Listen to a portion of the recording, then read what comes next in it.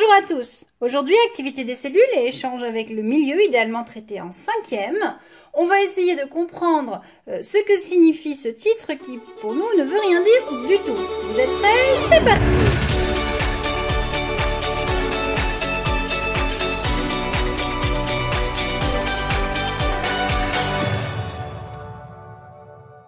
Commencer par des rappels sur la cellule. Vous avez ici une peau de grenouille observée au microscope. Alors je vous rassure tout de suite, j'ai pas été chasser la grenouille. Donc ici vous avez une peau de grenouille et quand on observe cette peau au microscope, on observe des unités qui ont des formes un peu toutes différentes, mais qui contiennent toutes un noyau. Donc ici on a la membrane, là le cytoplasme et là le noyau.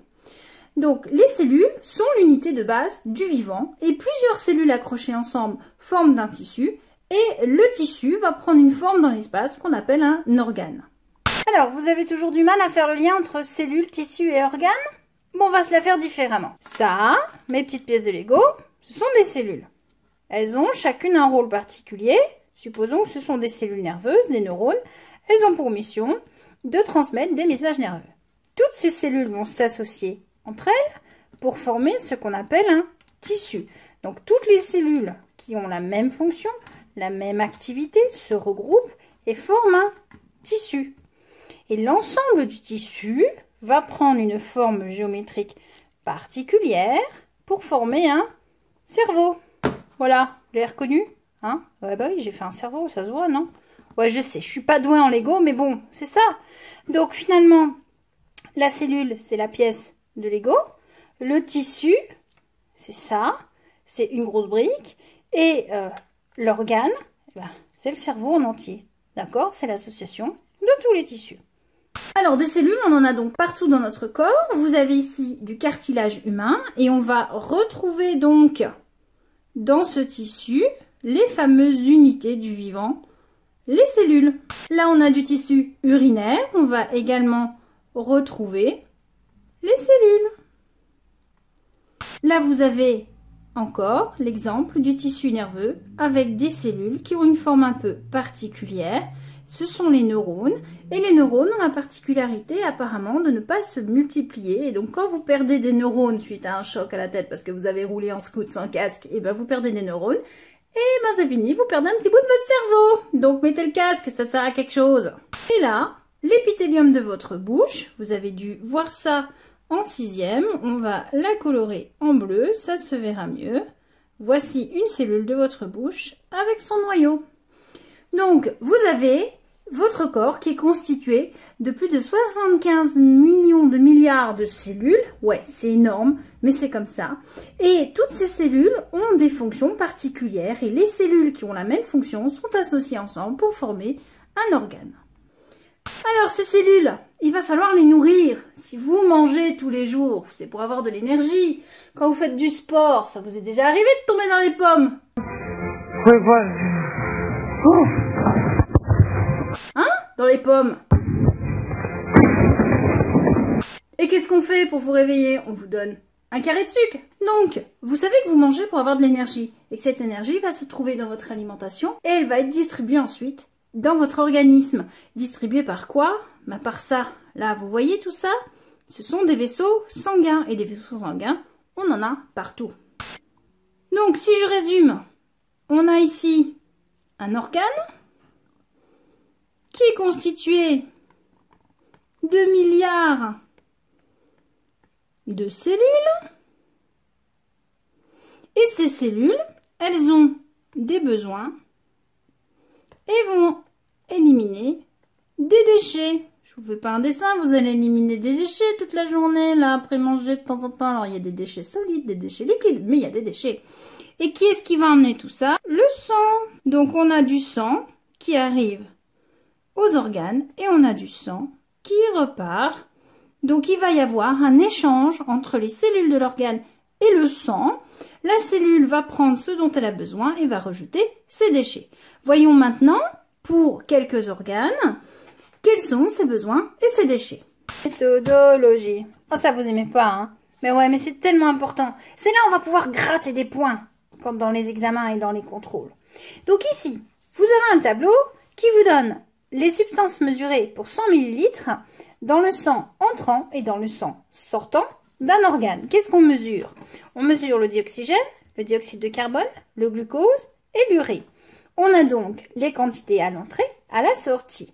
Et de ce tableau, on va vous demander de résumer les échanges des cellules de cet organe avec le sang.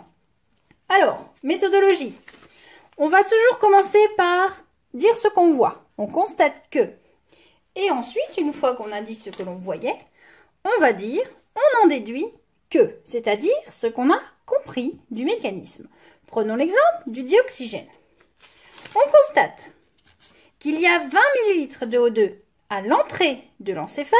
Supposons qu'on est dans le cerveau. Ouais, le cerveau, ce machin là. Vous savez là, ça, c'est bon? On y va? Alors, 20 ml de O2 à l'entrée de l'encéphale et plus que 14 ml à la sortie. 20, sortie, 14. Qu'est-ce qu'on en déduit? On en déduit que l'encéphale a prélevé 6 ml de O2, c'est-à-dire 20 moins 14. Bon, vous n'arrivez pas à piger? Attendez, on va la refaire. On vire tout ça. Cerveau, c'est bon? Cerveau, c'est quoi? C'est un organe. Cet organe, il est alimenté par le sang.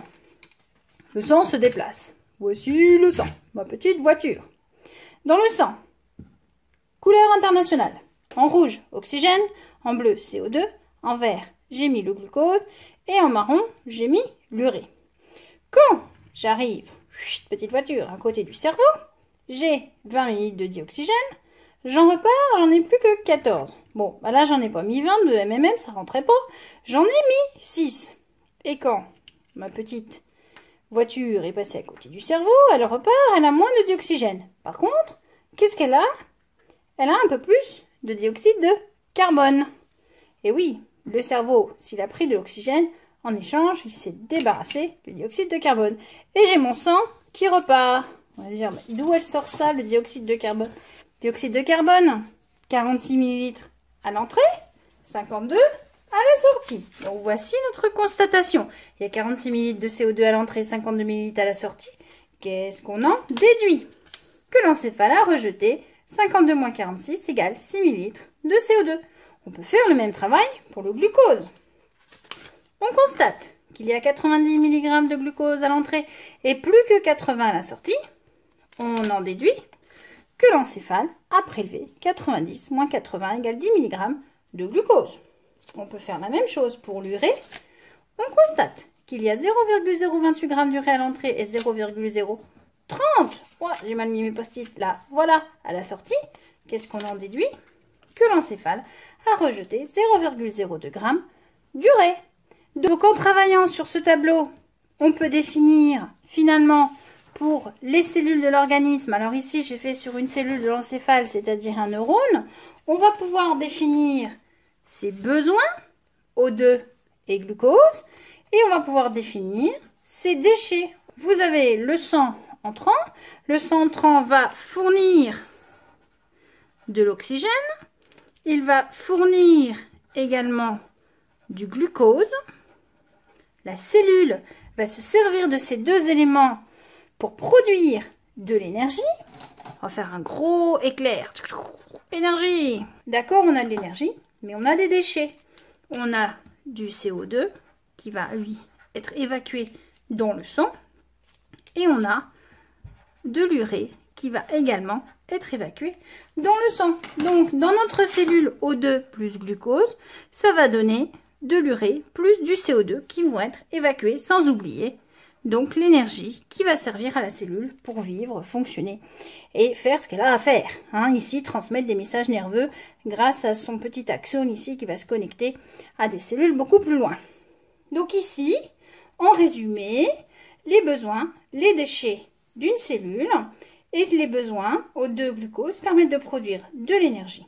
Et le sang, c'est donc le transporteur et c'est lui qui va être chargé de se réapprovisionner en O2 glucose et d'éliminer les déchets CO2 et urée avec le milieu extérieur à notre organisme.